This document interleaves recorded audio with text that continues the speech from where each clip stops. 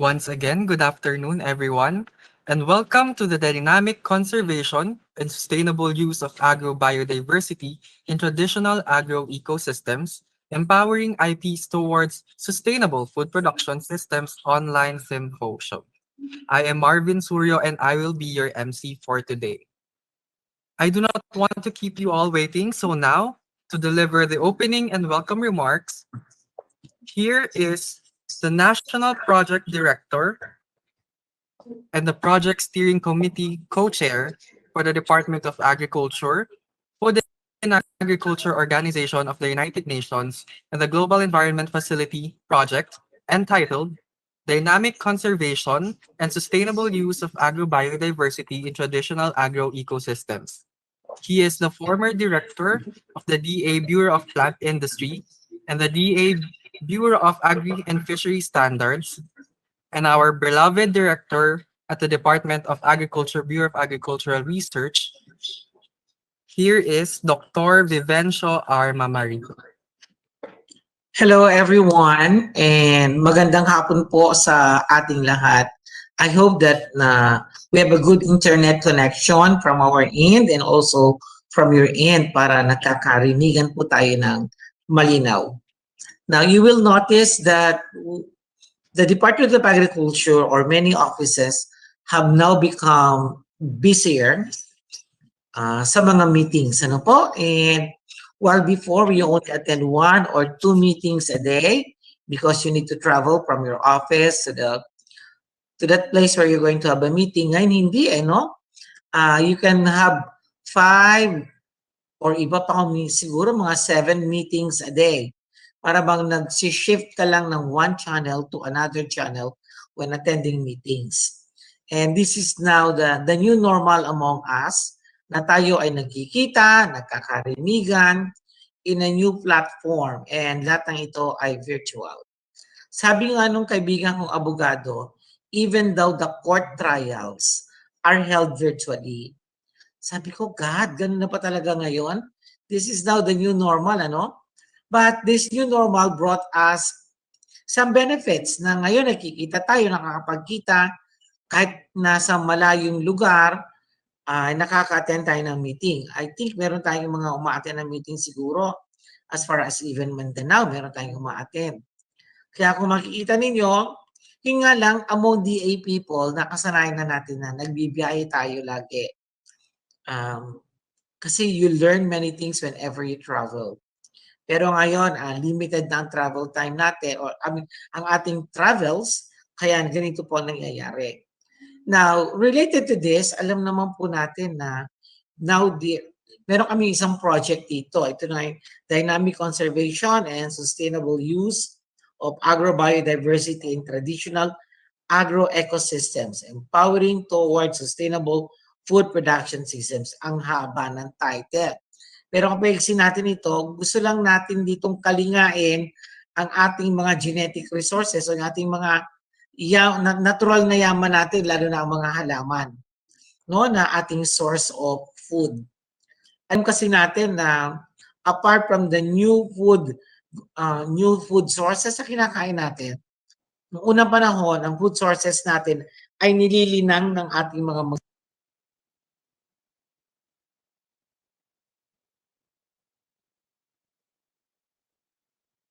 no? Okay. Sana naririnig pa rin ako. Okay, so ibig sabihin nito, yung ating yamang likas, no? Kita niyo naman yung background natin during the meeting. And Pilipinas po ang isa sa mga bansang meron katawang mayamang agrobiodiversity. Ibig sabihin, iba't iba, maraming uri ang meron tayo. And we wanted to conserve them. Sabi nga dito, natatandaan ko sabi ni Dr. Dong Rasco, isa siyang plant breeder, scientist din po, ang sabi niya, pag sinabi natin conservation, hindi ibig sabihin nun nakatabi lang. So meron kang i-conserve ng isang traditional rice variety, itinabi mo lang yung buto. Sabi niya, hindi doon nagtatapos ang conservation. Kinakailangan na itatabi mo, napaparami mo, mapaparami mo lamang siya kung ginagamit mo.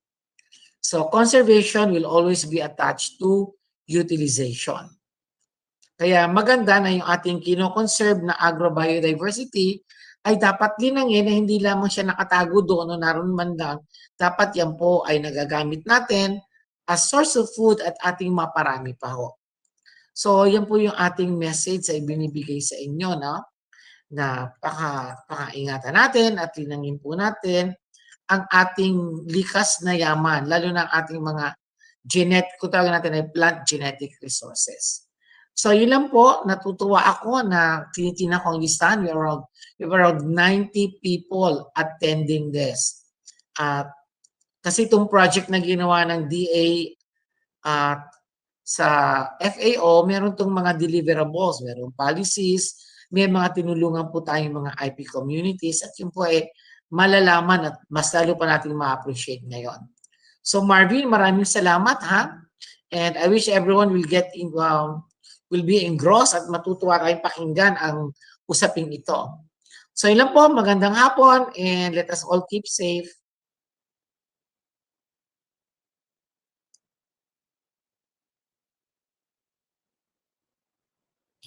Thank you so much po, Sir Choi, for the wonderful message po. Ayan. Now po,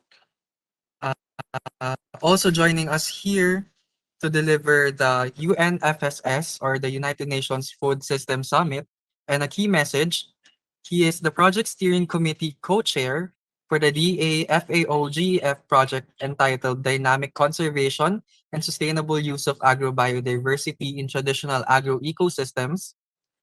He is also the Undersecretary for Policy and Planning of the Department of Agriculture and was the Director General of the Congressional Planning and Budget Department at the House of Representatives from 2004 to 2010. He has also been doing independent consultancies and advocacy work in the civil society and non-government sector, including short-term projects with the Asian Development Bank, the United Nations Development Programme, the Australian Agency for International Development, UNFAO, and 2 years as legislative consultant at the Senate Committee on Food and Rural Development. He graduated cum laude BS Business Economics from the University of the Philippines, and he has a master's degree in Development Economics from Williams College in Massachusetts, USA. Please welcome Yusek Rodolfo Visera. Magandang hapon po sa ating lahat. Siguro hindi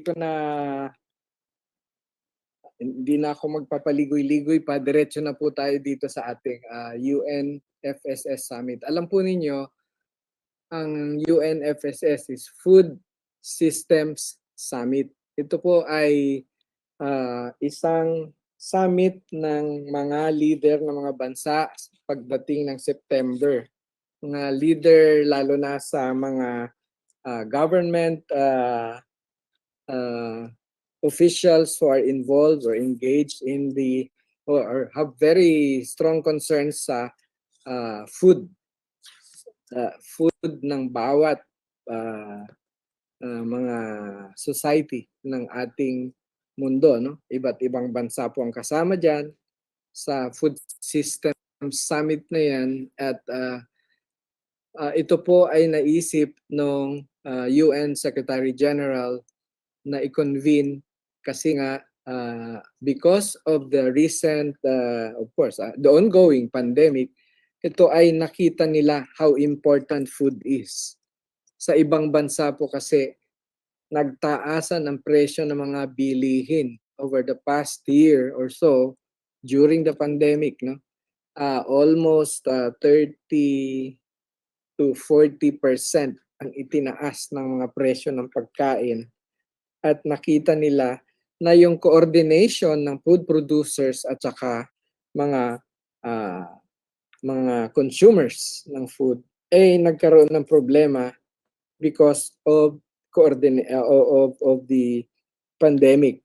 So coordination, marketing, as well as production itself. Kasi pagdating din po sa mga supply ng mga producers, na nagkahirapan din po, fertilizers, mga seeds, nagkaroon din ng mga difficulties, lalo na rin po yung mga bagay-bagay na ini-import ng ibang mga bansang dependent from supplies on supplies from other countries. So, ito pong mga bagay na ito ay kinakailangan talaga nating harapin.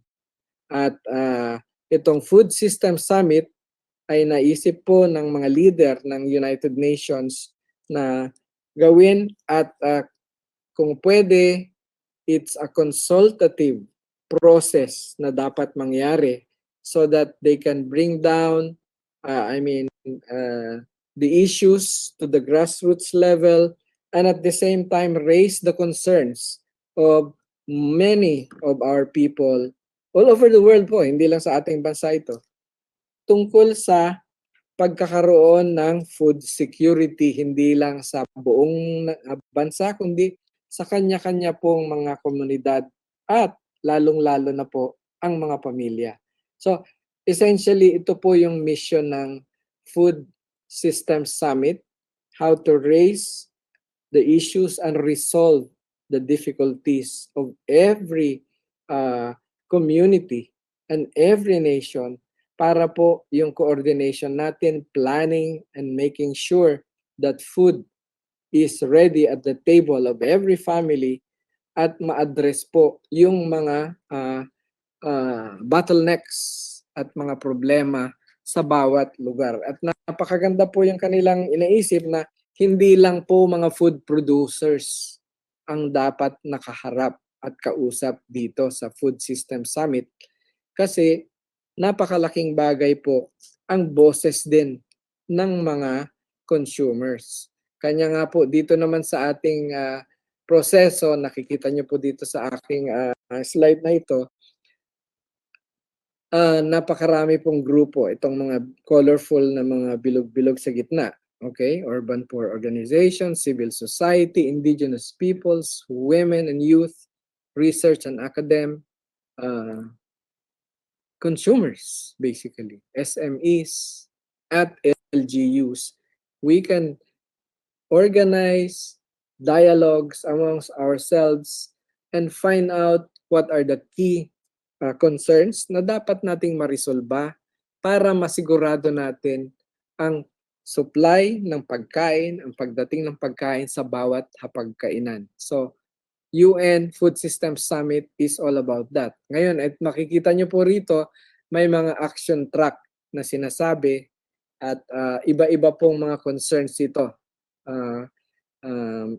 Meron yan tungkol sa food safety, meron dyan tungkol sa financing, meron dyan tungkol sa role of non-governmental organizations. Iba-iba pong track ito. Tingnan ko lang po itong next kong chart. Okay. So, ito po yung action tracks na tinatawag, no? Ito yung mga focus areas po for discussion. At ito pong action track na ito po ay nadesisyonan na po sa level ng UN na ang mga consultations na dapat mangyari sa bawat bansa ay nakafocus dito sa mga 5 action tracks. At sa atin naman, titingnan natin how our systems and how our government deals with our people in terms of these action tracks. At ito pong nasa baba, ito naman po yung pamamaraan ng kagawaran ng pagsasaka para ma-raise yung mga issues na dapat nating i-surface na at ma-discuss po natin in a series of various dialogues katulad po nitong ginagawa natin ngayon. So action track 1, access to safe and nutritious food for all. I think that's self-explanatory. Action track 2, sustainable consumption. How do you help also our consumers?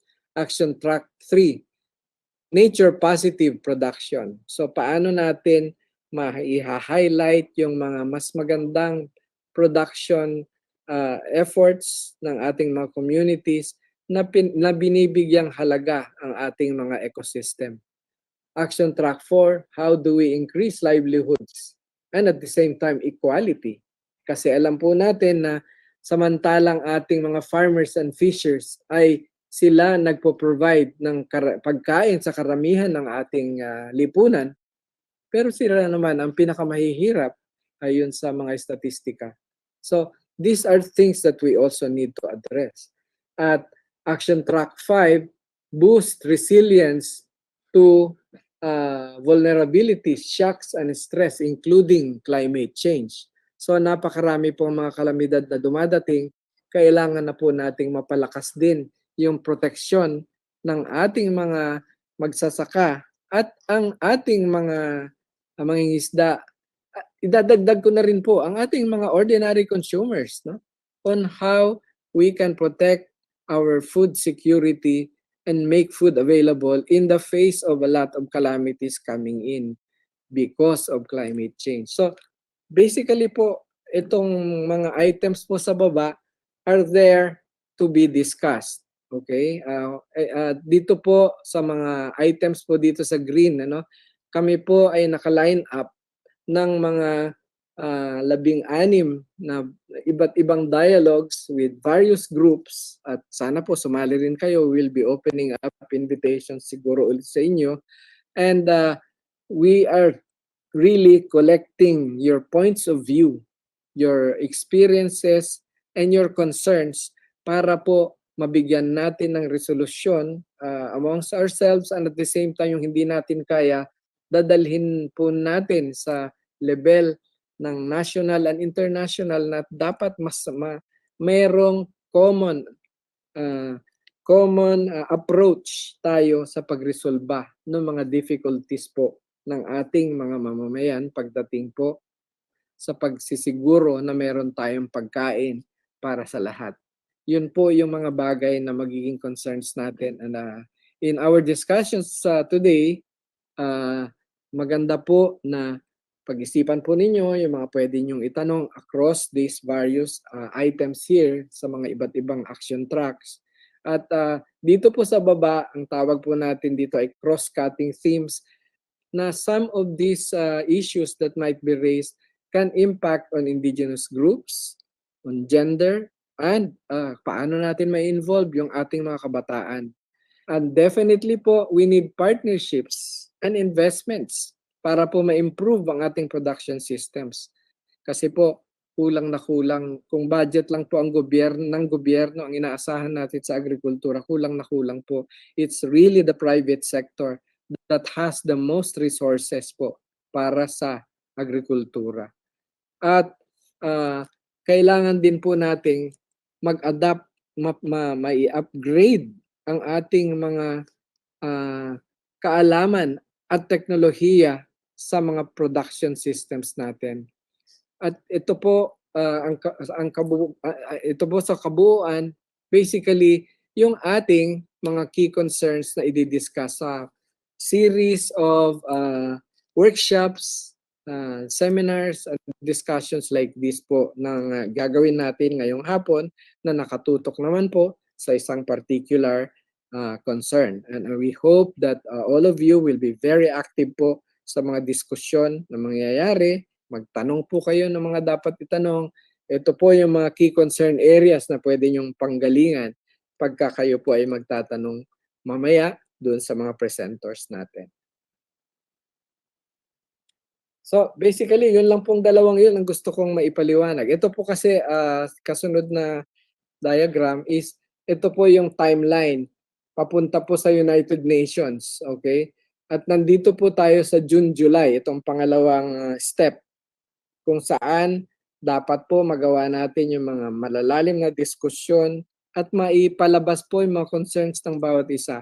Take note po, kami ay nire-record ang mga concerns na makukuha natin, dahil these are issues that have to be discussed at a higher level. Kung hindi po natin nare-resolve pa dito sa ating bansa, dapat pong ilabas natin, at we really would appreciate your views later on pagdating sa portion ng Q&A and discussions. Sana po kung may mga observations kayo, ideas, and suggestions. At kung talagang may problemang malaki, ilabas po natin at tingnan natin kung paano i-resolve. Yun naman po ang intention nitong mga discussions natin ngayon. So, siguro po, ang ganyan na lang muna ang aking pag-explain kung ano ba talaga itong UN Food Systems Summit. Ito po ay nangangalap ng mga concerns, problems, and at the same time, ideas on how to resolve hunger and poverty, as well as ensure the availability of food for every family. Maraming salamat po sa lahat at sana po we have a very active, productive, engaging afternoon. Salamat po. Thank you so much po, Yusek Visera, for that very comprehensive and informative overview of the UN Food System Summit. So now we are also blessed to be with the FAO representative in the Philippines to hear a message of support. Please welcome Miss Kathy Taninen.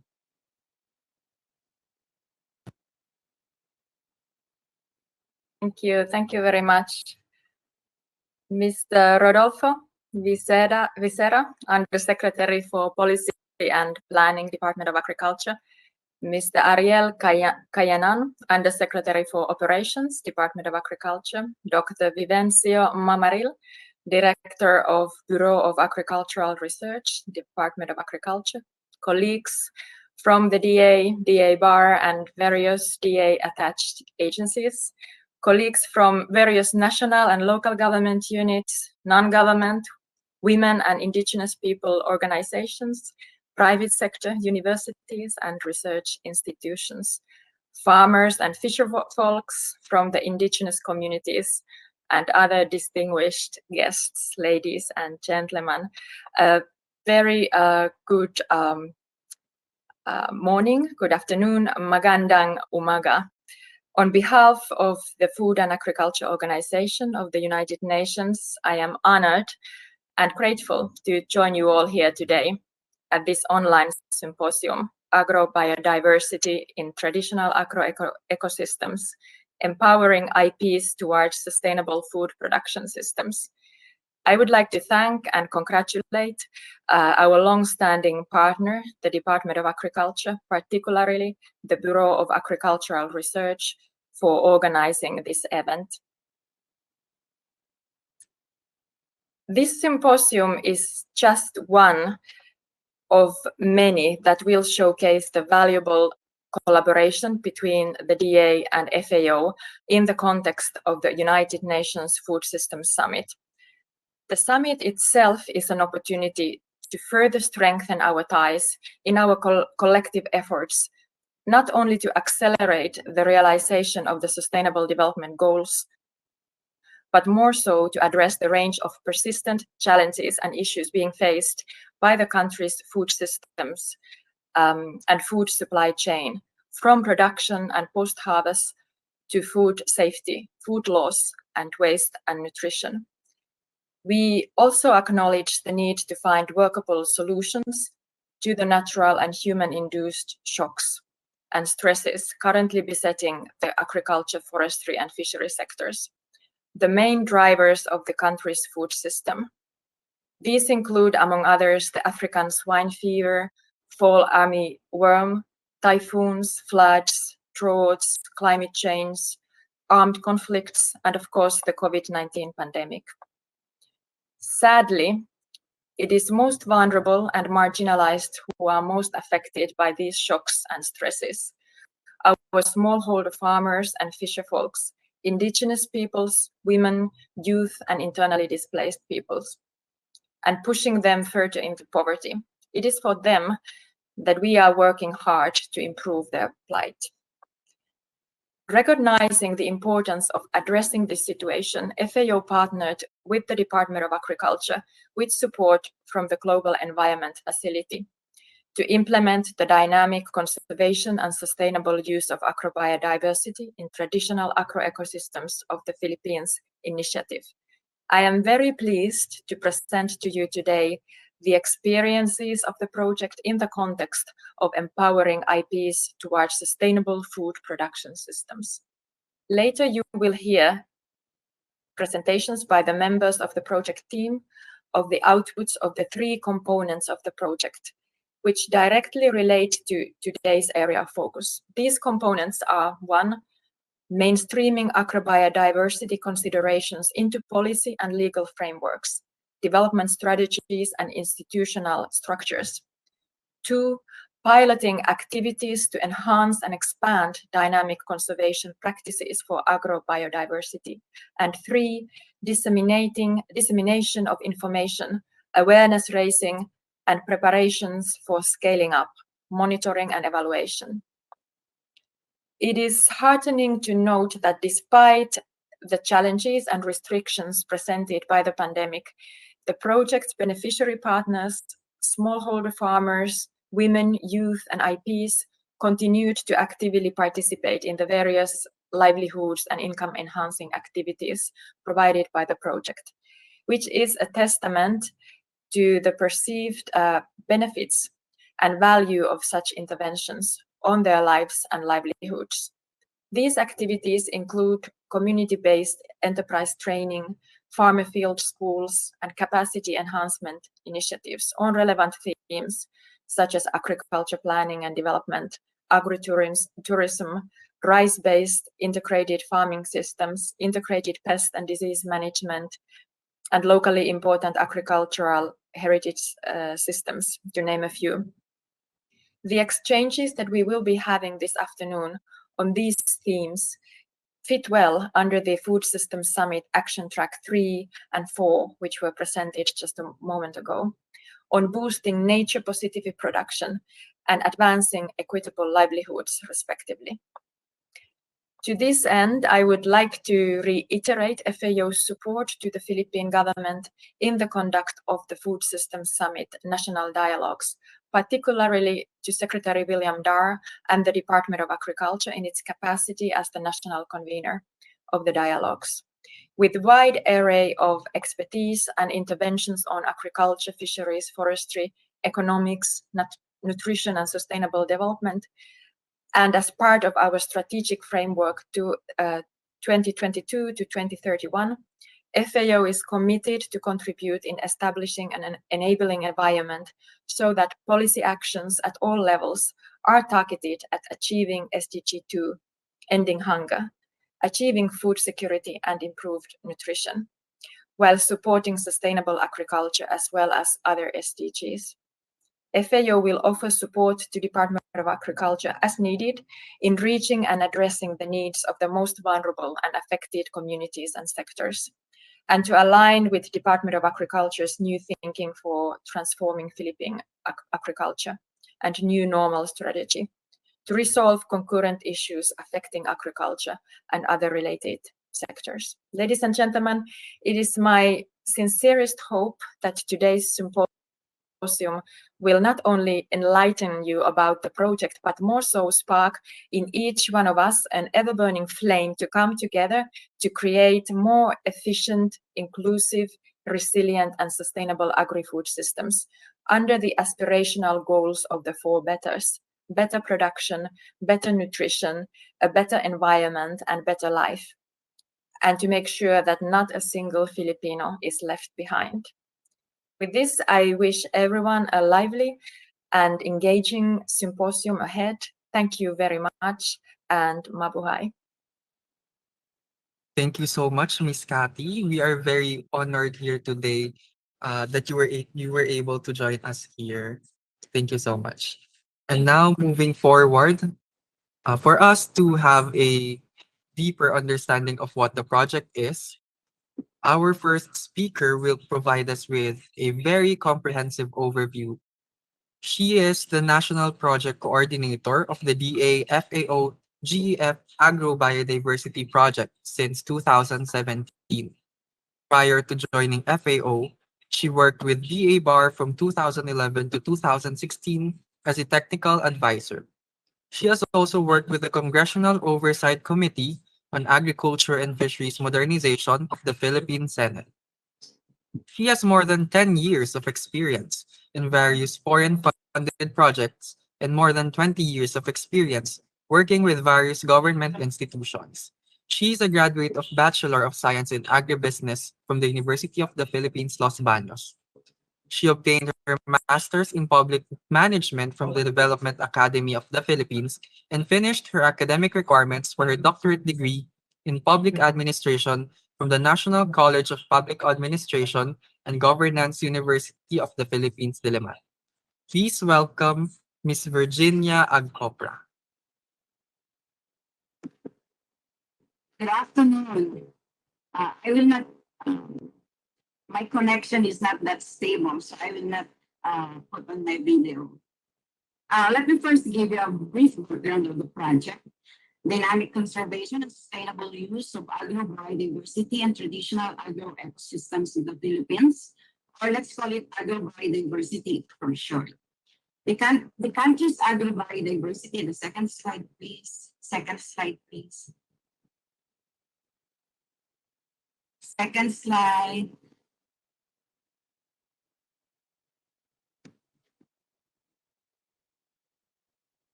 The second slide, the country's agrobiodiversity is of major global importance. There are sources of genes or traits of global significance, namely yield, resistance, and or tolerance to biotic and biotic stresses, which has historically formed resilient agroecosystems.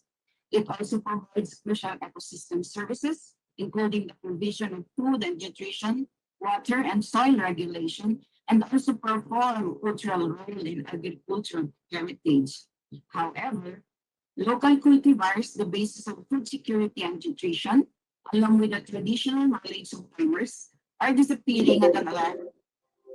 Sad to say that they are not being conserved. Slide 3. Slide 3. Slide 3, Matt.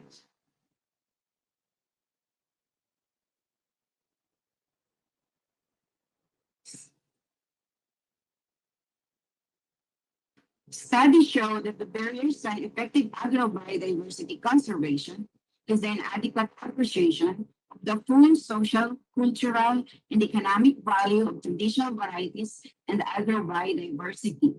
The inadequate appreciation is influenced by the lack of information and awareness of policymakers and consumers, and the lack of conservation practical knowledge of the farmers, and insufficient opportunities to derive economic benefits from agrobiodiversity, while at the policy level, there is an inadequate policy, legal, and institutional frameworks to support the agrobiodiversity conservation, as well as insufficient intra-ministerial coordination.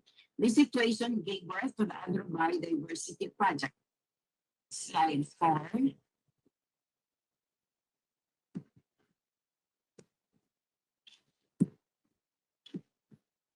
Next, please.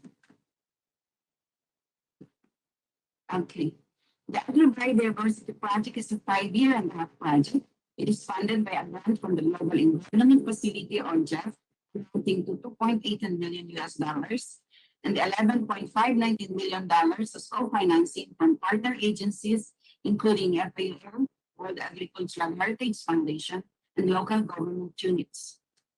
FAO Philippines and the Department of Agriculture, Bureau of Agricultural Research, in collaboration with no less than 10 national and local agencies and 5 local government units, coordinate the implementation of the project. The project contributes to the attainment of strategic objective 2 of the FAO's strategic framework, which is to increase and improve provision of goods and services from agriculture, forestry, fisheries in a sustainable manner. Also, GEF's strategic objective 2, mainstreaming biodiversity conservation and sustainable use into production landscapes, seascapes, and the sector. And it also contributes to the attainment of SDGs 1, 2, 5, 8, 12, 15, and 17. Slide 5. Slide 5. The objective of the project is to enhance, expand, and sustain the dynamic conservation practices that sustain globally significant agricultural biodiversity in traditional agroecosystems of the Philippines. To attain this objective, 3 strategies have been identified, and each strategy corresponds to each component of the project. Strategy 1, create a favorable and enabling environment supporting the agrobiodiversity management and conservation, corresponds to component 2, which is mainstreaming agrobiodiversity considerations into policy and legal frameworks, development strategies, and institutional structures. Strategy 2, support activities that will help address the issues and concerns affecting agrobiodiversity conservation at the local and our community level, responds to component 2, piloting of activities to enhance and expand conservation practices for agrobiodiversity in 17 pilot communities.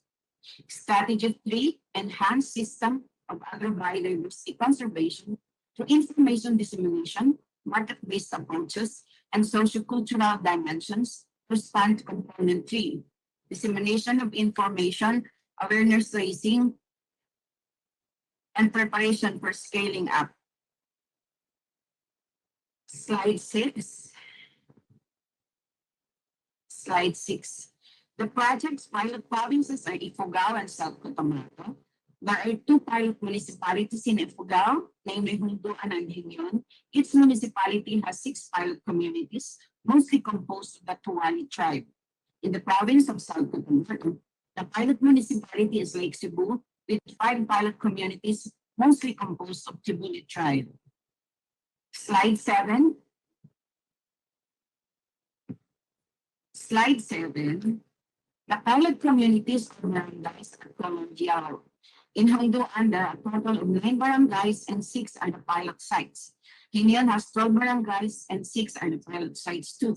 While in Lake Cebu, South Cotabato has 5 pilot sites out of the total 19 barangays. Slide 8.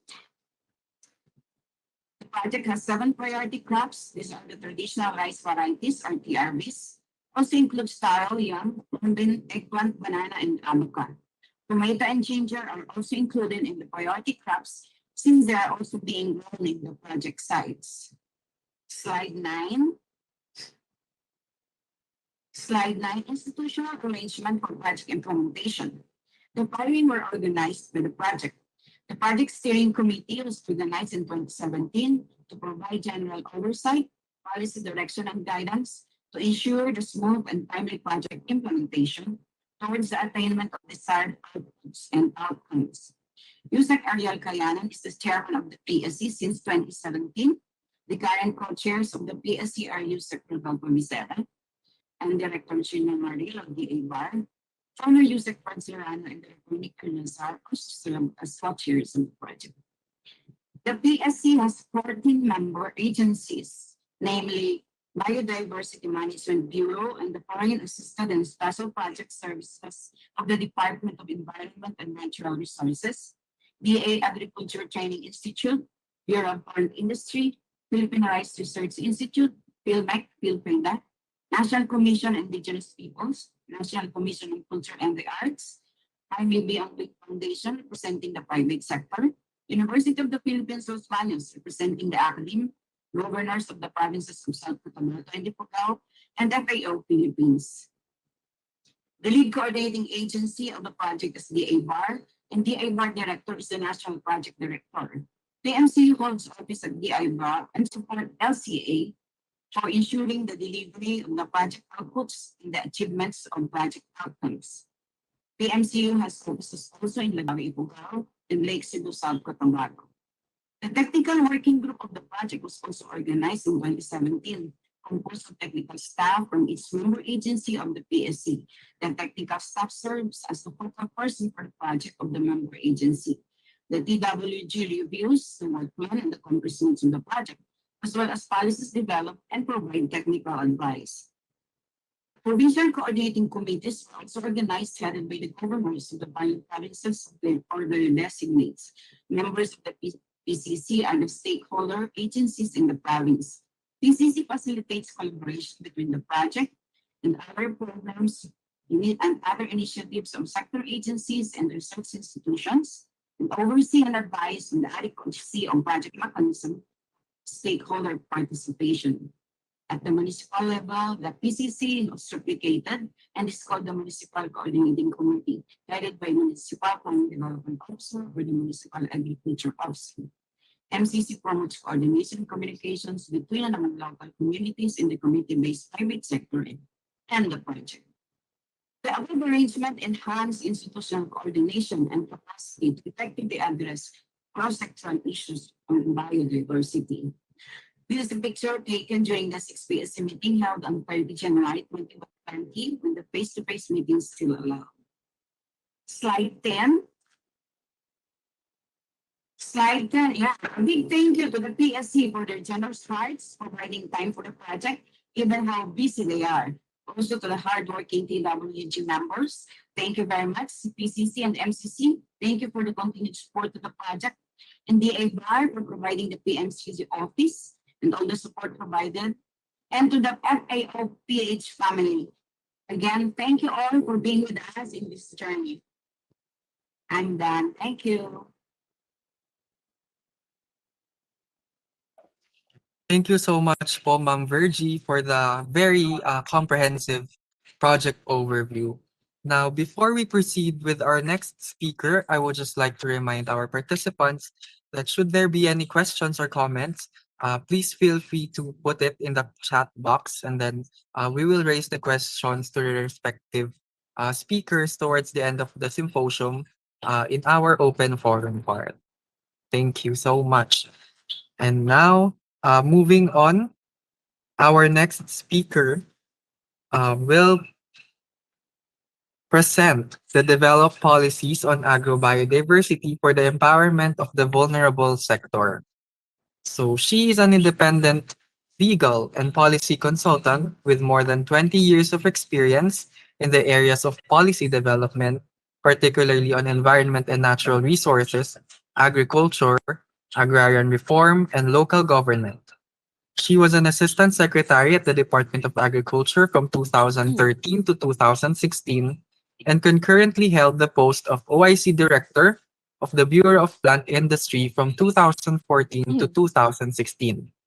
She's the lead policy consultant of the DA, and GEF Agrobiodiversity Project.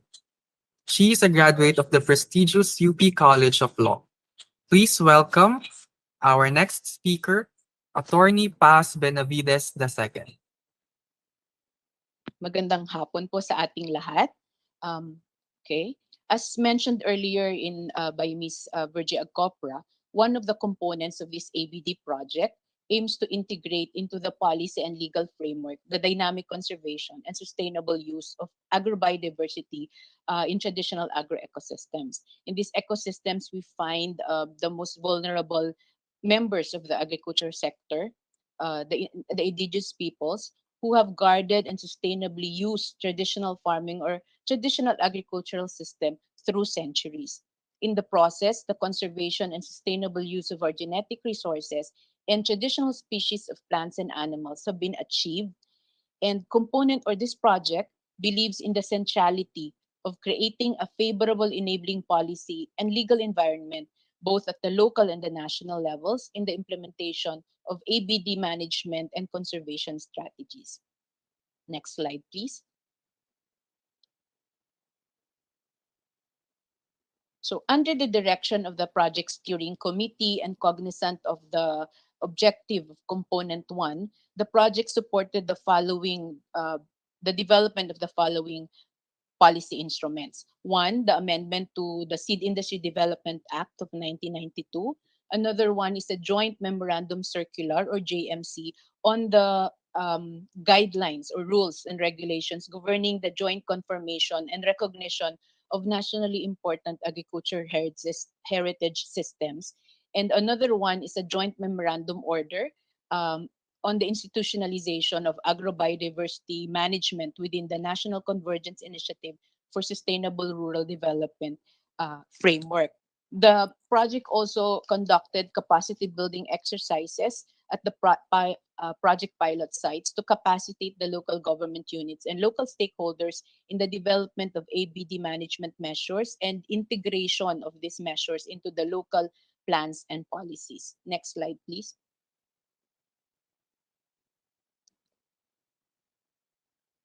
Okay, so the first is the amendment to RA 7308. RA 7308 is a 1992 law that was enacted to promote and accelerate the development of the seed industry. Sometime in 2018, there was an ad hoc technical working group committee that was created to review RA 7308 and its implementing rules and regulations. The project provided legal and financial support to this endeavor. One major gap that was observed during the policy review was that the participation of smallholder farmers in seed development is not clearly defined in the law and its IRR. The technical working group finds it necessary to accommodate both formal and informal seed systems. Thus, one of the key propositions in the draft measure is the integration and complementation of the formal and the informal seed sector. Next slide, please. Okay, so the relevant provisions of the draft bill are the following with respect to the indigenous peoples and the small holder farmers. Under the declaration of policy, the participation of and the support to smallholder farmers and indigenous peoples have been incorporated and highlighted in the draft measure. Also, it included in the declaration of policy the strengthening of both formal and informal seed system and the support to um, and implement farmers' rights to seed. Okay. As there's another slide, next slide, please. Okay, next slide. Okay, thank you. There's a specific provision that was added in the draft measure. It's a provision talking about the strengthening of the informal seed system by promoting traditional knowledge, innovations, and practices of farmers related to seeds, by providing the necessary technical and production support and access to as financial assistance to farmers, and also the development of mechanism for the protection of traditional knowledge from misappropriation, misuse, and extinction, taking into account the provisions of the Indigenous Peoples' Rights Act and other relevant legislations, and the development of a mechanism for the equitable sharing of benefits from the use of farmers' varieties and seeds. The new section also provides for, next slide, please. Okay, the new section also provides for the development of a mechanism for the participation of farmers in decision making, as provided in the Magna Carta for Small Farmers Act and other applicable laws, as well as the formulation of a sui generis or a unique system for the registration of farmer bred and traditional varieties, in of course in consultation with the farmers, and the promotion of the rights of farmers to save, use, exchange, and sell farm saved seed and propagating material.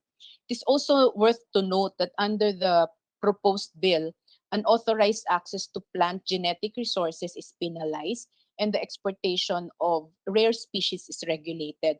The draft bill is now House Bill 3638. It is being sponsored by Congressman Manuel Y. Curat Zamora. Next slide, please. Okay. Another policy instrument which was crafted through the project is this joint memorandum circular on NIAS, or Nationally Important Agriculture Heritage System recognition, which will be issued by the Department of Agriculture, the Department of Environment and Natural Resources, the National Commission on the Culture and the Arts, and the National Commission on Indigenous Peoples.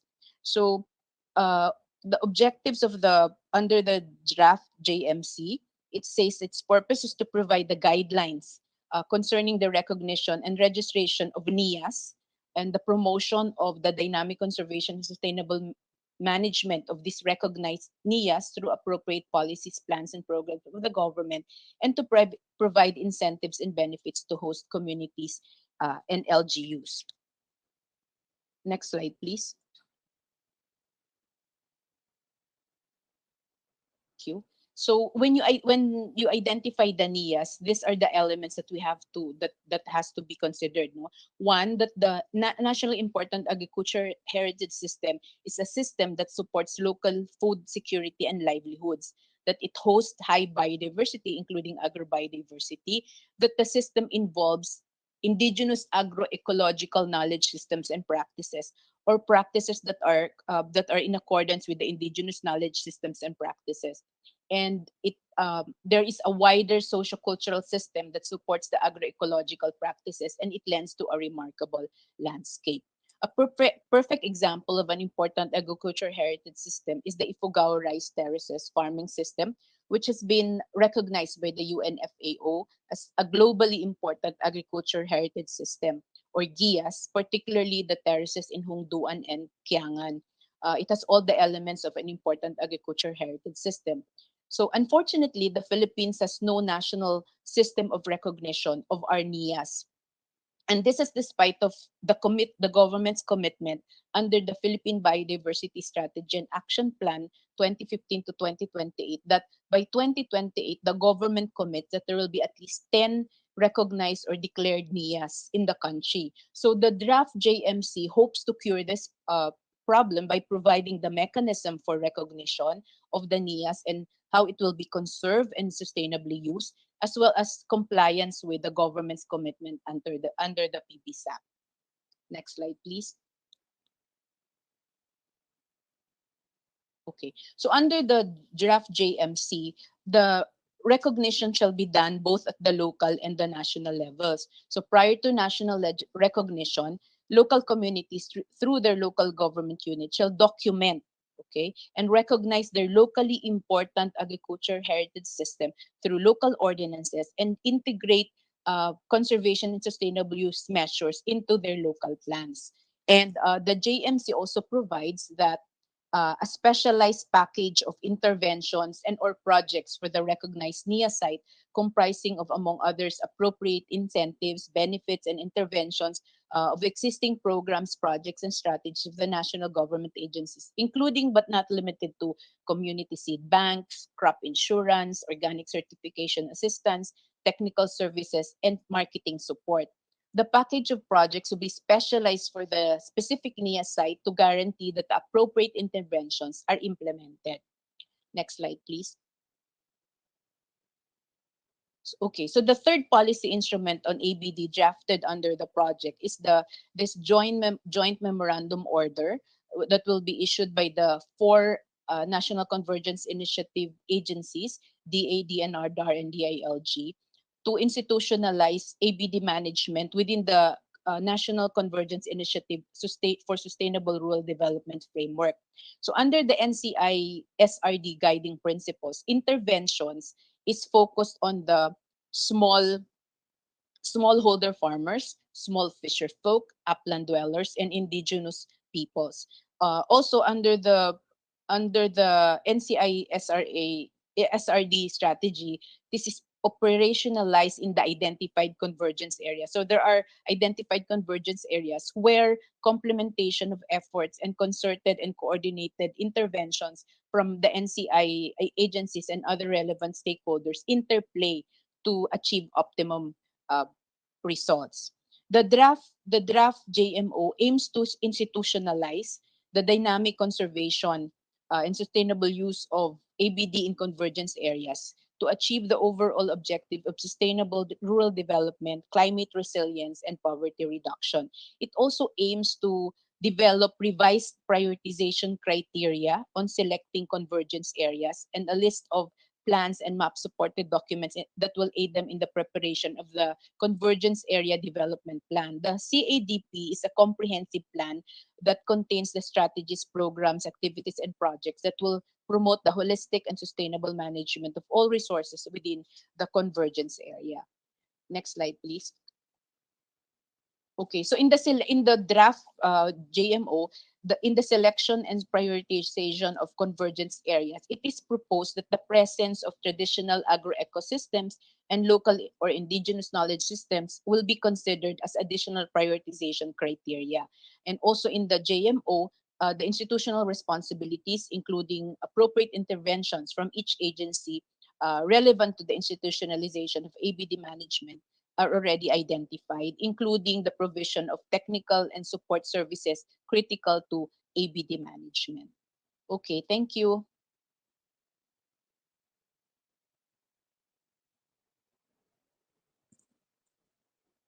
Ayan. Thank you so much po, Attorney Paz, for that very informative presentation. Again, for our participants, if you have questions and comments, you may put it in our chat box. And for those who are watching through our Facebook live stream, you can also use the comment section there. Now, moving forward, our third speaker will discuss the piloting activities on the dynamic conservation and sustainable use practices. She is the National Senior Enterprise Development Specialist to the Food and Agriculture Organization of the United Nations for the project with the Department of Agriculture, Bureau of Agricultural Research, entitled Dynamic Conservation and Sustainable Use of Agrobiodiversity in Traditional Agroecosystems of the Philippines from 2017 to present. So that's 4 years already. She worked for 3 years as Enterprise Development Specialist and Consultant of the Department of Social Welfare and Development Sustainable Livelihood Program for the World Bank Project Community-Driven Enterprise Development as a Pathway Out of Poverty from 2013 to 2016.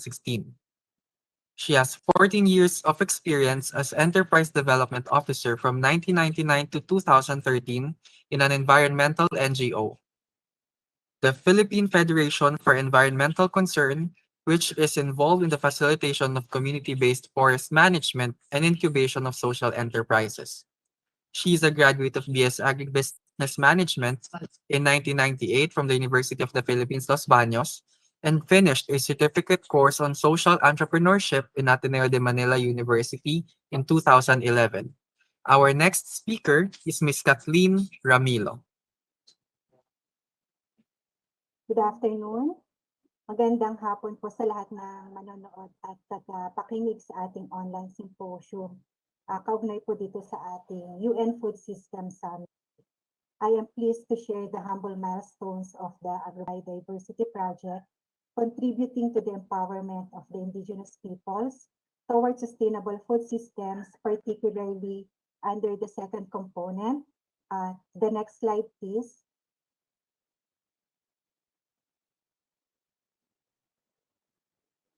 Second component, which is the piloting of activities to enhance and expand the dynamic conservation practices for agrobiodiversity. Next slide.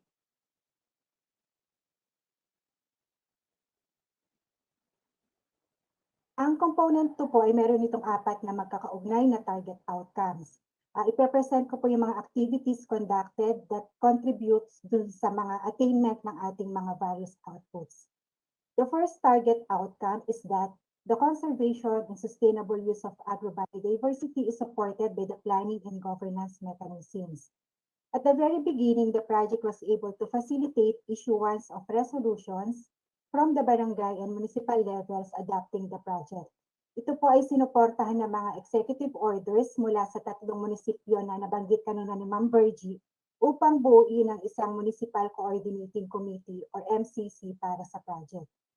Yung mga resolutions na ito at mga executive orders were then supported by the budget allocation to mainstream the agrobiodiversity at the municipal and provincial programs sa tulong ng paglalabi ng mga municipal coordinating committees and its counterpart at the provincial level.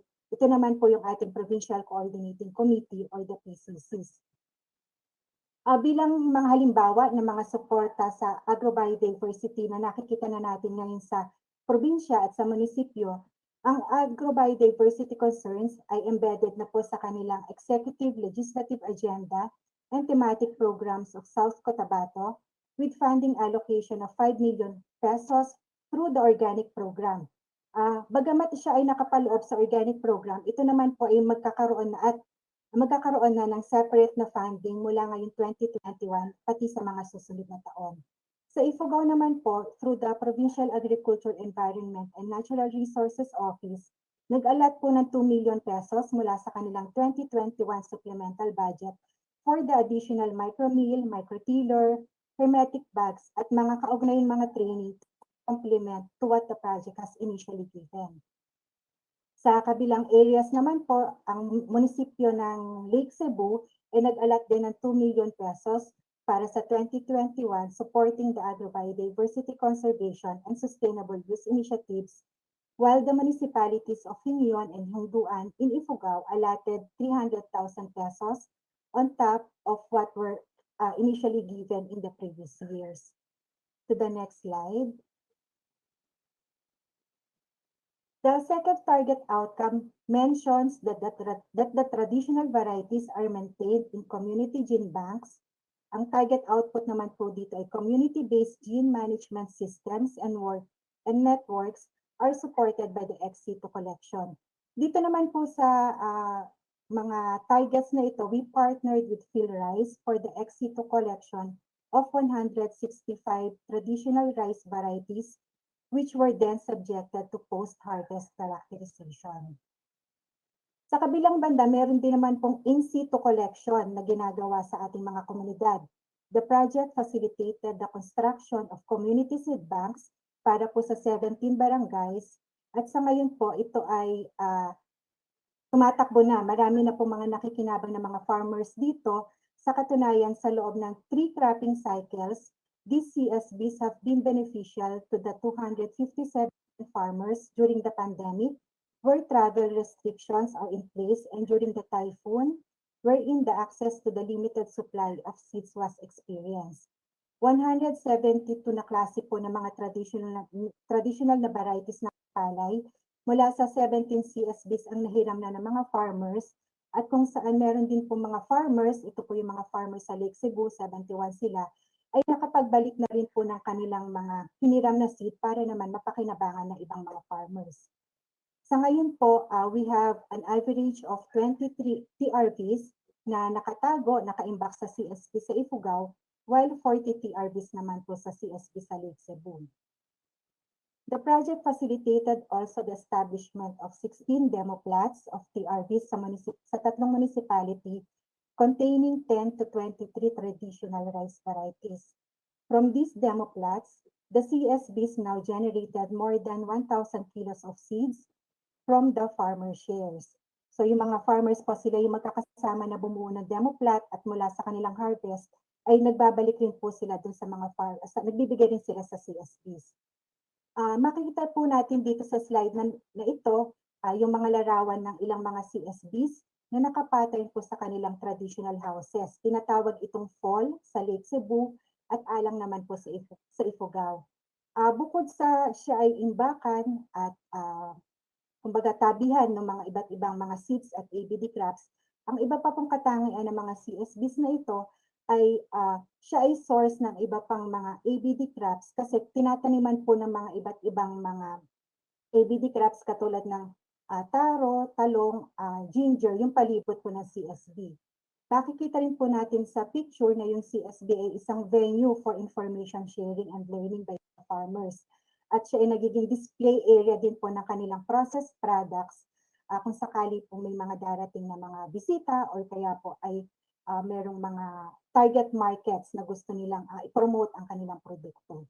It is also envisioned that the tourism offices of our pilot municipalities will include the CSBs in their tourism activities. To the next slide, please. Ito naman po yung mga sample ng mga larawan kung paano nila ini-imbak yung kanilang seeds. Sa Lake Cebu po, mapapansin natin na siya ay mga nakatabi sa mga kawayan bilang bahagi ng kanilang indigenous knowledge systems and practices. At sa Ifugao naman po ay mga nakabundle at nakahang sa kanilang mga alang. Seeds are properly labeled kung ano po yung variety, kailan itinanim, kailan po inani, at saka kung sino po yung farmer na nag-contribute ng seed na iyon. All the borrowings and returns were recorded. Next slide po. To guide the farmers kung paano po gagamitin yung CSB, meron pong dinevelop na posters yung ating communications specialist kung saan nakasulat po dito kung ano yung mga paraan paano manghihiram at magsasaoli ng seeds. CSB markers, on the other hand, show the varieties of rice and other ABD crops stored in the CSB or planted surrounding the CSBs.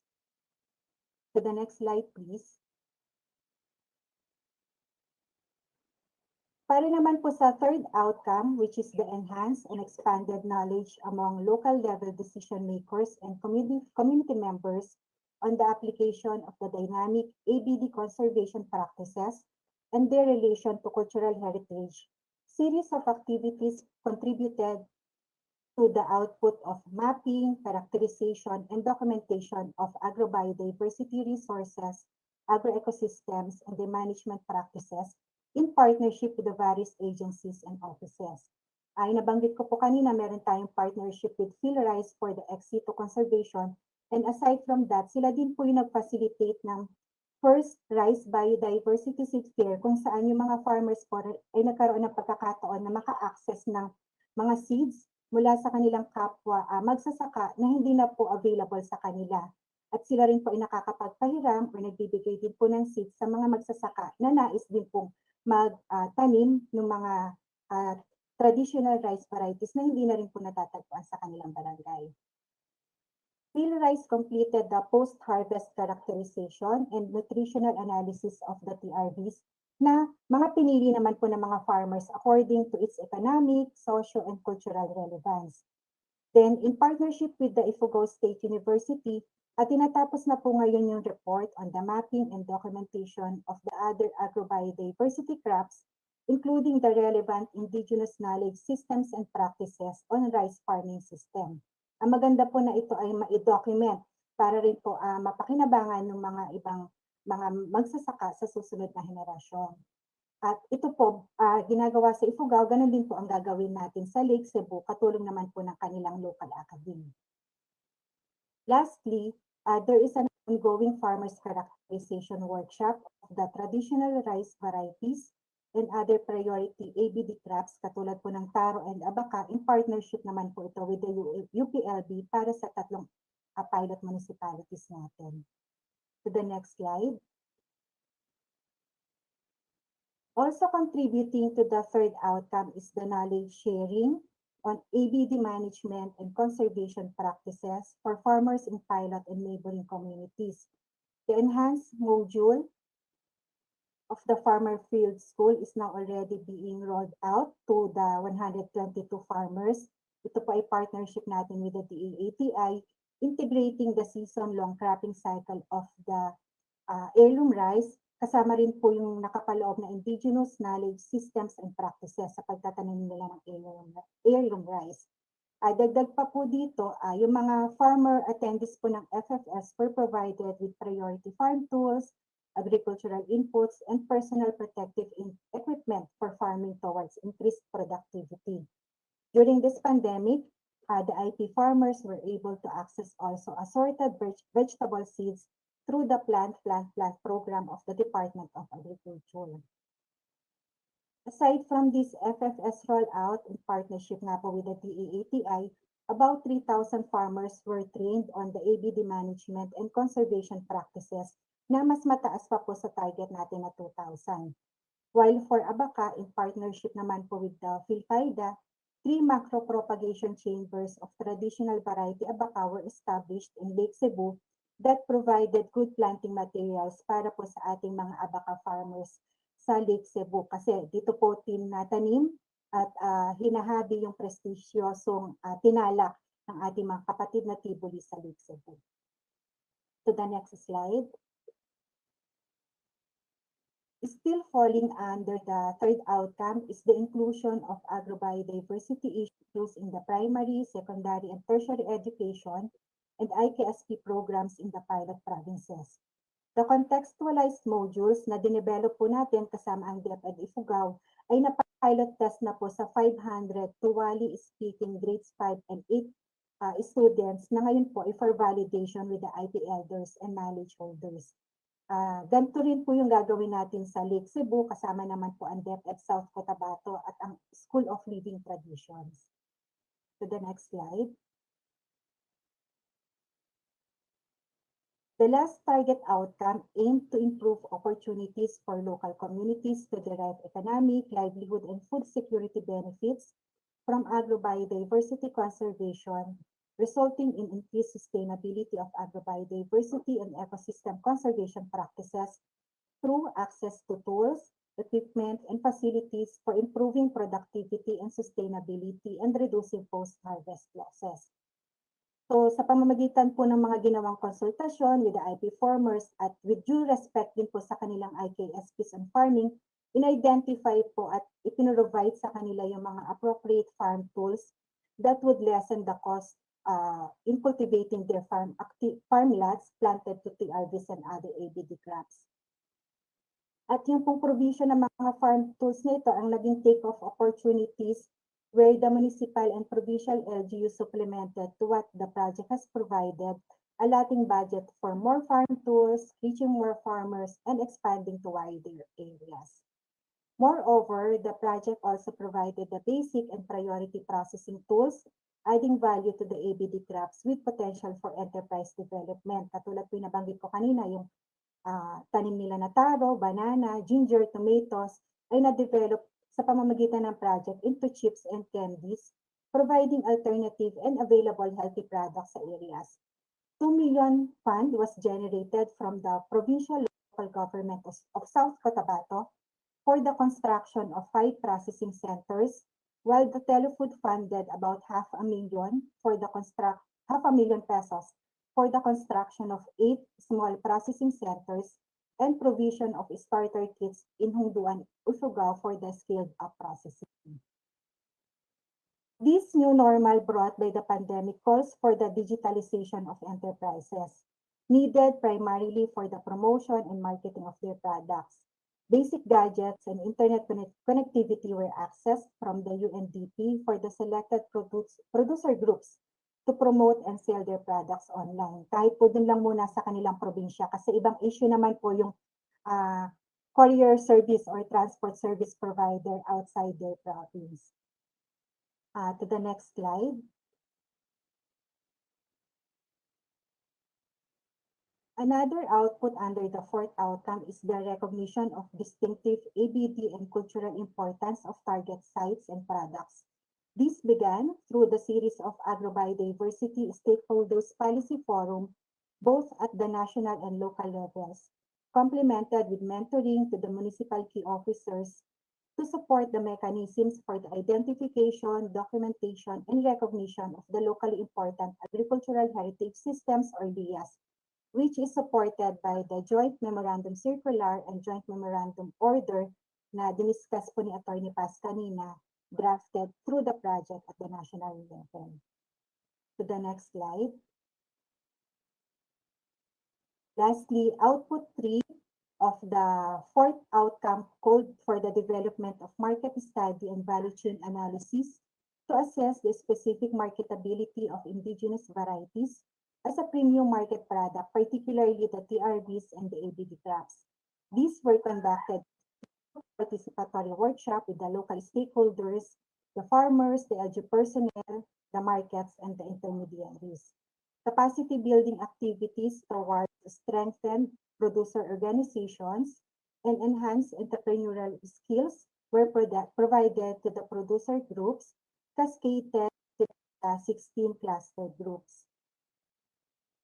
From the various enterprise development trainings, more than 500 farmers, karamihan po dito ay mga women, IPs have been involved in the continuous product development, promotion, and marketing of the processed ABD products, such as banana chips, na gumagamit ng kanilang traditional variety bungulan, taro chips, tomato candy, ginger tea, ginger candy, rice cookies, and woven, abaka, and tinala, which were all promoted in various international and national local trade fairs and exhibits.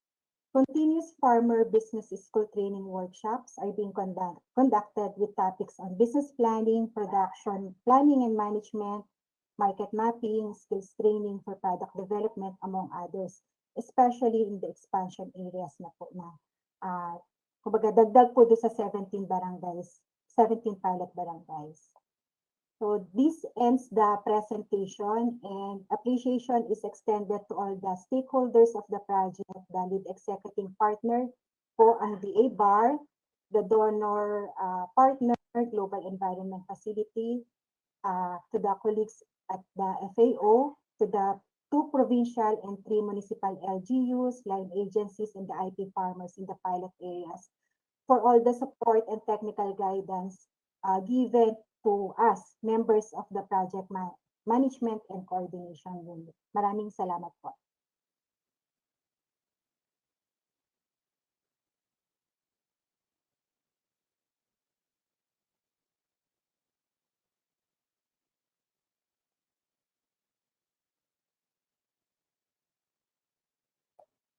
Thank you so much, Miss Kat, for that very informative presentation. Thank you for sharing the remarkable outputs of the project. So now we're down to the last but definitely not the least speaker for the day. So our next speaker is a communication specialist of the dynamic conservation and sustainable use of agrobiodiversity in traditional agroecosystems of the Philippines. She is a writer, editor, communication practitioner with focus in social development, gender, and disaster risk reduction and management. She has engaged with both government and non-government organizations, including the Department of Social Welfare and Development, the United Nations Development Program, the Asian Development Bank, and British Council Philippines. She has a master's degree in counseling psychology and an undergraduate degree in communication. Our next speaker, please welcome Miss Melanie Season. Hello, everyone. Good afternoon once again. I will be sharing with you some of the communication products that the dynamic conservation and sustainable use of agrobiodiversity in traditional agroecosystems of the Philippines project, or simply the ABD project, has produced in the past couple of years. So next, please. Thank you. So this is the list of the materials that we're going to be sharing with you this afternoon. Next slide, please. Thank you. So first we have the road markers, which will be placed in key spots in the provinces, municipalities, and barangays covered by the project. The purpose of these signs is not only to promote the ABD project, but also these sites themselves, the provinces, the municipalities, and the barangays, vis-a-vis their engagement in the promotion of agrobiodiversity conservation, as well as the array of agrobiodiversity products that the community has been producing with the support of the product, with the support of the project. So if you can see there in the posters, we tried to customize the markers and the standees, which I will also be presenting later, as much as possible, from the backgrounds to the people in the markers and the signs, as well as the featured products, to make sure that these elements truly represent where these signs will be placed. The intent of this is to go and help and improve community ownership, not just of the project, especially since we're going to be ending at the end of the year, but also the agrobiodiversity products that the community is producing. So next slide, please. Thank you. So next we have the project standees, which will be installed at the local government units as well as areas with high foot traffic. This time around, if in the project markers we saw promotion of the processed agrobiodiversity products that the community has made, for the standees, what we put there are the raw materials, the raw agrobiodiversity products that may be found in the community. So in this slide, you can see the standees for Ifugao, both Hinyon and Hongduan, and as well as their respective barangays. Next slide, please. And this time around, we see the standees for the for South Cotabato and the municipality of Lake Cebu.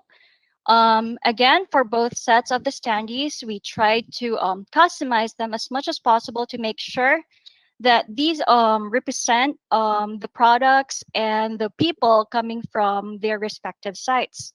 Next slide, please. Okay, here we see the community seed bank markers. Miss Kath earlier talked about this already. So what we did was that we produced markers for each community seed bank so that the contents will reflect the actual contents that have of the seeds, both the traditional rice varieties and other agrobiodiversity crops stored in the respective community seed banks.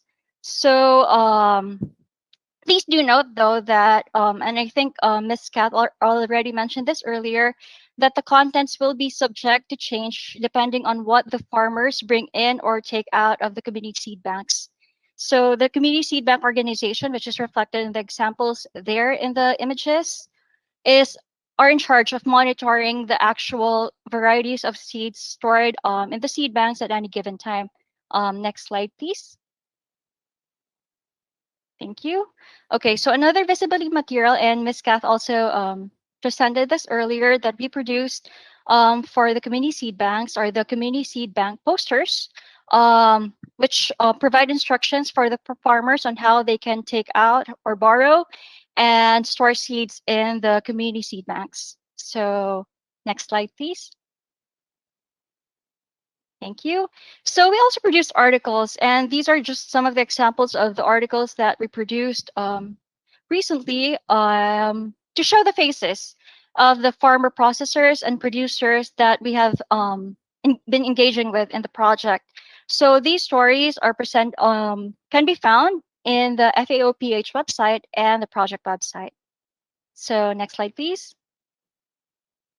So we also produce infographics to provide a simple overview of what the project is doing.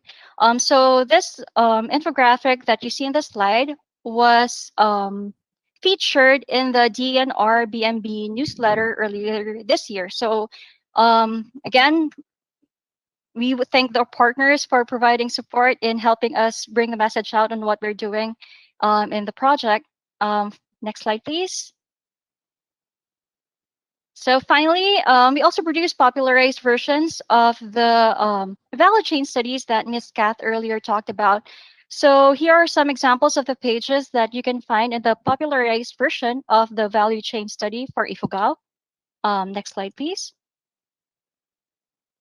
And here are some examples of the pages from the value chain study for Lake Cebu. So I think I'll end there. Thank you very much.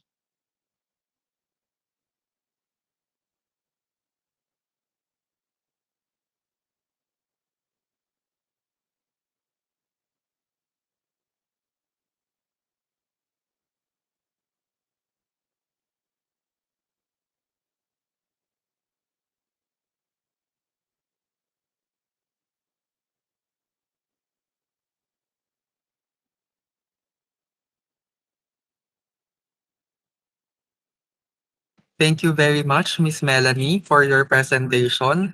Now, before we proceed to the open forum part of our program, let us watch a video production of testimonials from our partner farmers.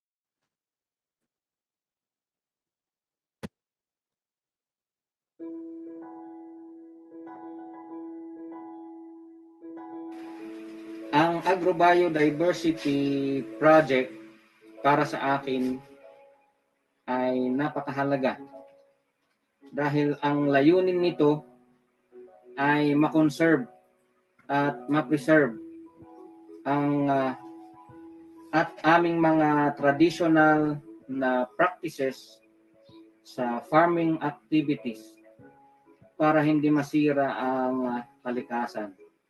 Dapat pangalagaan ang traditional varieties ng mga pananim since ang mga ito ay mga varieties na tested over the years ng mga farmers namin. And isa sa characteristic nito ay unsusceptible to pests and diseases.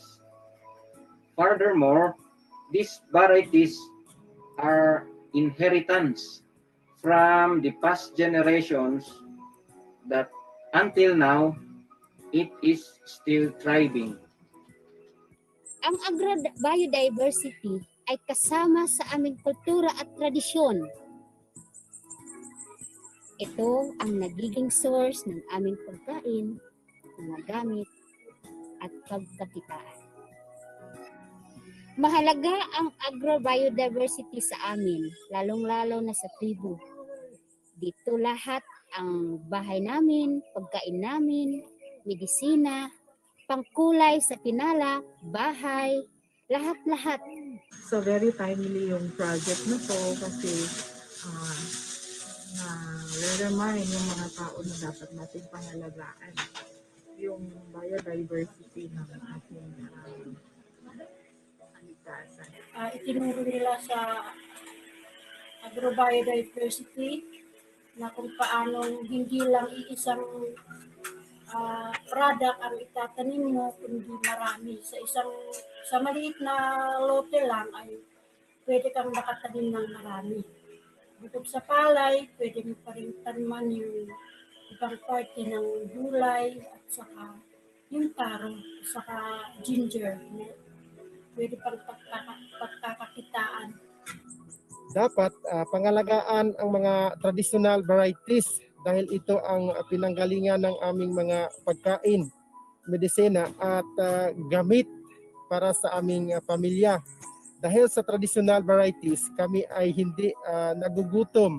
May sapat na mga pagkain at mga suplementong galing sa mga traditional na pananim po namin.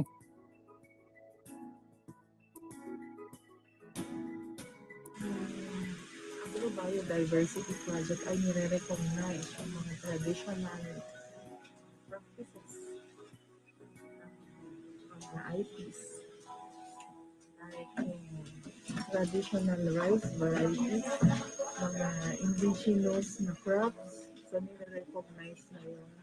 Bilang isang membro sa project na ito, natutunan namin na pahalagahan at pangalagaan ang mga tulad ng tinaon para hindi ito maubos at mapalitan ng ibang uri ng palay mula sa ibang lugar. Dapat pangalagaan ang traditional rice for the next generation.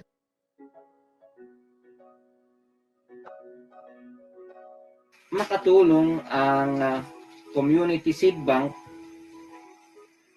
na isa sa mga interventions ng ABD project dahil ito ay nagsisilbing storage facility ng mga farmers ng kanilang mga planting materials.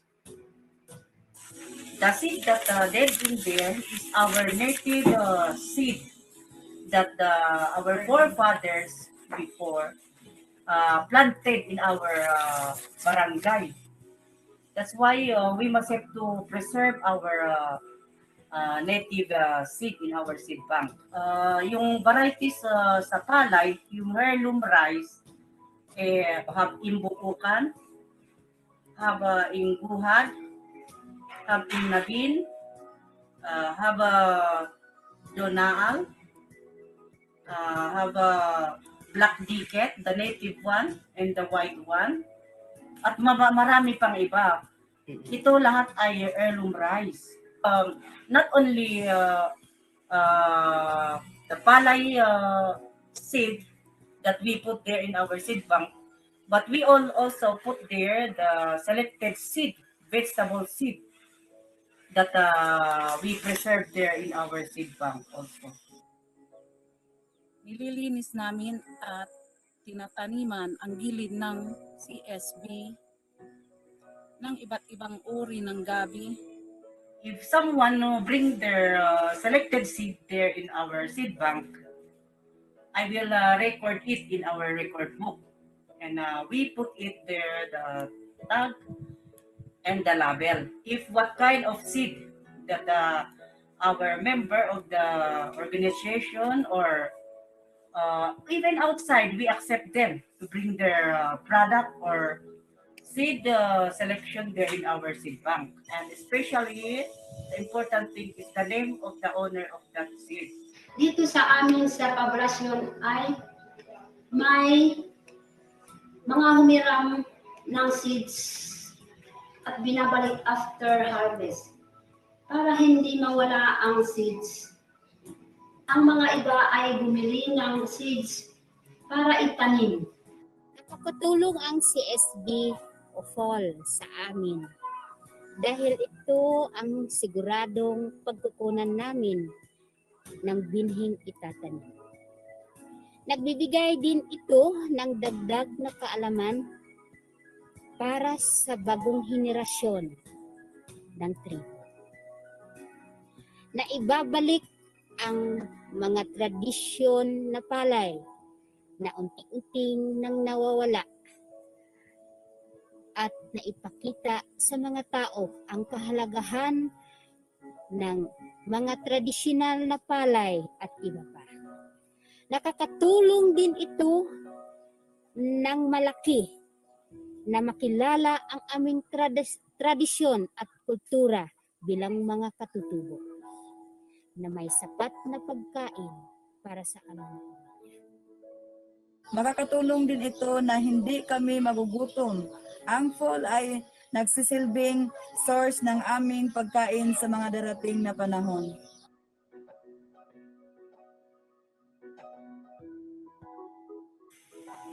Nagbigay ang project ng mga machineries para sa ating mga farmers, katulad ng mga grass cutters, micro tillers, na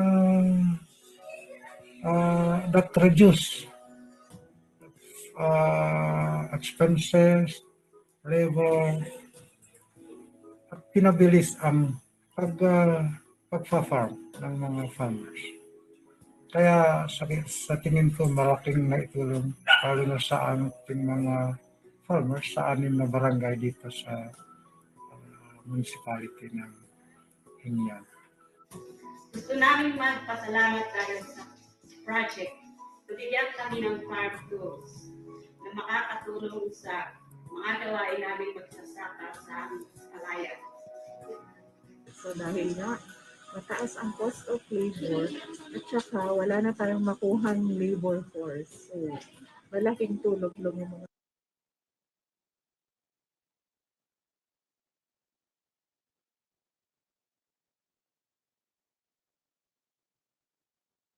So now we will proceed with our open forum part. So if you have questions po, you may use the chat box on the lower right side of your screens. Or if you are watching via Facebook Live, you may use the comment section po.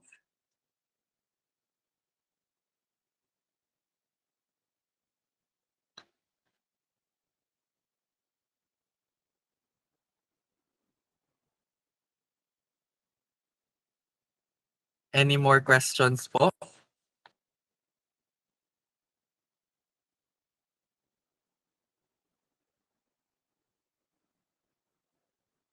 Ayan. So I guess wala na po yata tayong further questions. So I think we can now proceed po to the closing remarks.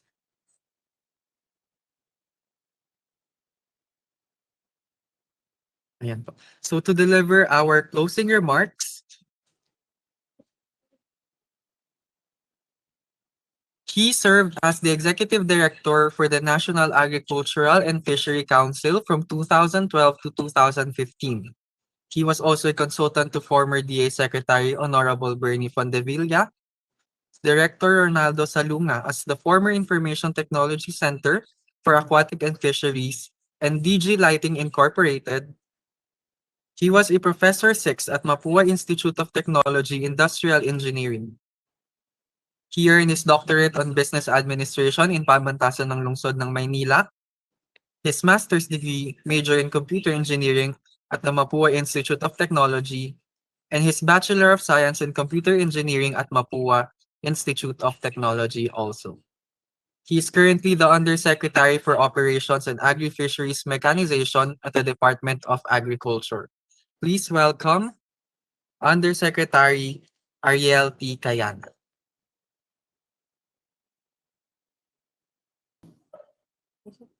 Okay, good afternoon po sa inyong lahat. Good afternoon.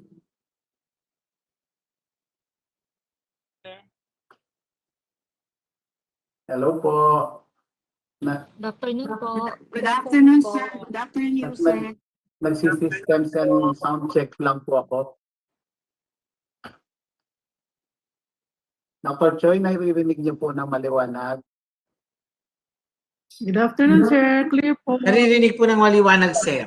Okay, thank you. Siguro po yung aking sound ngayon ay kasing liwanag po ng symposium natin ngayong maghapon. Okay po.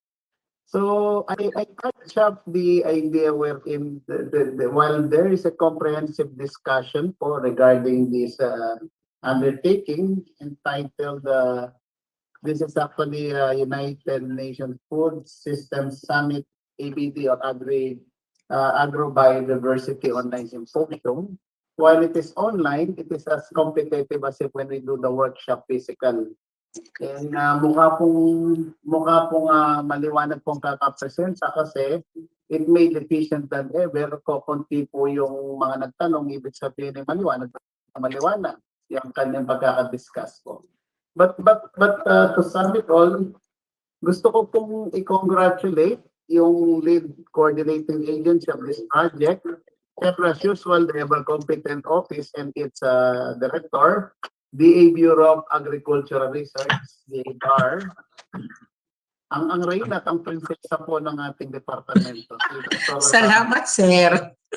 Ang Dr. Vivencio Choi Mamarid. Okay po. Salamat po. So, of course, nandiyan po the oversight po ng BAR, si Jose R.B. Becerra po, ang ating Undersecretary for Planning and Policy, and all the what they call support staff and the senior officials there. To the Food and Agriculture Organization, to the representative of our implementing agencies, the provincial governments of Ifugao and South Cotabato, to my colleagues in the Department of Agriculture and other government agencies, the LGUs, the stakeholders, and distinguished guests today. Well, pag sinabi po kasing bar ay ito po yung tinatawag nating sibol or fountain ng karunungan, kanya nga po bar. So, a pleasant afternoon to all of you po. I am very much grateful and honored to be here today, and I was able to hear, maski pa po paalis ako because of the other meeting, the fruitful outcomes on this online symposium. Kanya parang po mabuuli po yung mga pakapyo-kapyo ko naririnig habang mahabol po sa ibang meeting. Naglalambing naman po ako kay darling ko, kay Dr. Choi. Dr. Choi, bigyan mo ako ng complete kopya nitong na activity to, including siyempre yung synthesis of what we have discussed here. The better not only to understand it well, but the more so I could actually use it also. Okay. Apo. Thank you, Dr. Choi. This symposium is a very important event as our dependency on agriculture and farming activities practices remains paramount. Thus, the need to enhance, expand, and sustain the dynamic conservation practice that shall consequently sustain the global significant traditional agrobiodiversity in the Philippines. Madalas po natin sinasabi, sabi nga po ng mga Marines, there are a lot of traditions. We have so many traditions sa po nila, and there are some that are more very important, and one of them is honor. Pareho po ng ating practice, marami po talagang tradition that we need to preserve. Not only preserve, but also to enhance, not only to enhance, but also to update and adapt so that yung pong kanyang memorable value plus yung pong kanyang intrinsic value hindi po mapaghiwalay. As presented by the speaker, the project Dynamic Conservation and Sustainable Use of Agrobiodiversity in Traditional Agroecosystems of the Philippines, or the Agrobiodiversity Project, is focused on what? It will be focused on empowering of the indigenous people. Nakaangkla po sa vision ng ating kalihim, a food secure and resilient Philippines with empowered and prosperous farmers and fisher folks. So in particular here, empowering the indigenous people. This is towards sustainable food production systems through the crafting of policies, piloting activities like processing of agrobiodiversity crops, enhancement of conservation and production of traditional varieties, as well as awareness and raising activities among others that we have. These pilot activities of the project are consistent with the sustainable market-oriented development in agriculture, higher farm income and food security in the Department of Agriculture, food security framework, and the 1BA agenda. The project creates awareness on the contribution and importance of agrobiodiversity conservation and sustainable use in the country's pursuit of sustainable food system. In relation to this, the project is also very much anchored to the United Nations 17 Sustainable Development Goals, more specifically on the second goal, which is zero hunger. In fact, dito po, ang aim or goal of having that zero hunger, the fight against what we call malnutrition, is not only a program, but the dedicated program under the Office of the President, handled by no other other than CABSEC, and we are much aligned on it. It aims to eradicate all forms of malnutrition, address the productivity and incomes of small-scale producers, achieve resilience of the food production systems, and of course, it aims to sustain the use of biodiversity and genetic resources po natin. Furthermore, si Dr. Che, pag narinig yung genetic, napapapitik yung kanyang kilay, Dr. Che. I'm sure you're very much interested in that genetic preservation. Yes. Furthermore, Ano pagka cryopreservation. Best, Yung mga similya ng hayop. Saka sir, iba din tawag sa buto, similya. Similya, okay. Furthermore, the symposium, it serves as convergence activity for the upcoming. We are looking forward for a very exciting, a very what we call interesting undertaking, the upcoming United Nations Food Systems Summit, which will create a guide in the crafting and development of proposals, programs, as well as, ito po importante hindi lang po proposals, hindi lang programs, and when we will be doing this program implementing, partnerships po. Kailangan po yung partnerships. Okay, as well as activities for the various key players in the agriculture. Policy making should not be left. Business, food aid, and indigenous community that then will shape the national pathways to sustainable food system. Okay po. So moving forward, how do we want to see it move forward? Make a symposium. These are my wish lists. These are actually our what we call hopes that in the May symposium outcomes not be limited within this virtual conference. It should go beyond, but be implemented locally and nationally in the soonest possible time. Baka po kasi implementation nito dahil virtual po symposium natin, maging virtual implementation din po siya. Okay po ba? Wag naman. Okay po. So the Philippines wealth of agrobiodiversity forms the basis for resilient agroecosystems, providing crucial ecosystem services such as provision. Provision means, in a simple language, make food available and nutrition. Preparation of food and nutrition, water and soil regulation, and agricultural heritage. Thus, it is paramount that we implement this project with its actions, interventions, and involvement in order to fully attain a food secure and resilient Philippines with empowered and prosperous farmers as well as peacer folks.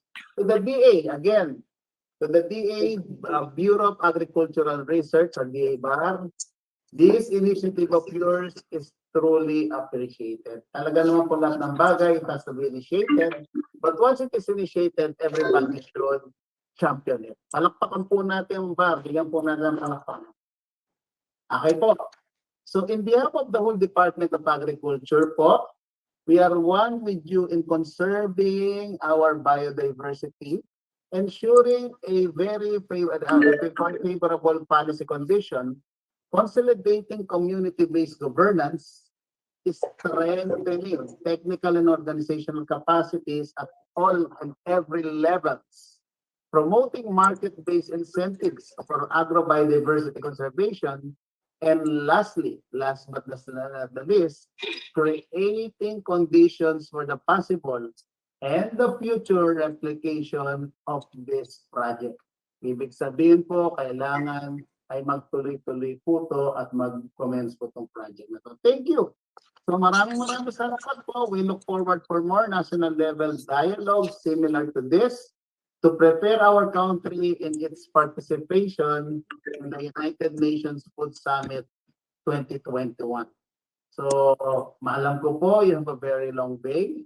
You have a very exhaustive and yet very, what they call, informative day as well as productive day. So, sana po ay sa inyong pag-uwi maya-maya sa inyong mga bahay.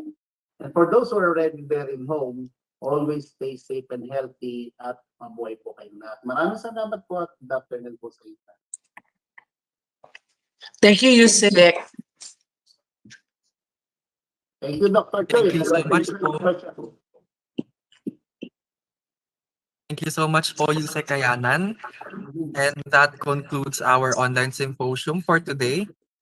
Before we part ways, I would like to invite you to follow our social media accounts at DA Bar Official. That's on Facebook and Instagram, and also on YouTube. And you can also visit our website, www.bar.gov.ph, for more updates. Regarding the presentations used in today's symposium, we will seek clearance first muna with our presenters and speakers po. And then we will try to share it on our Facebook page. So stay tuned po.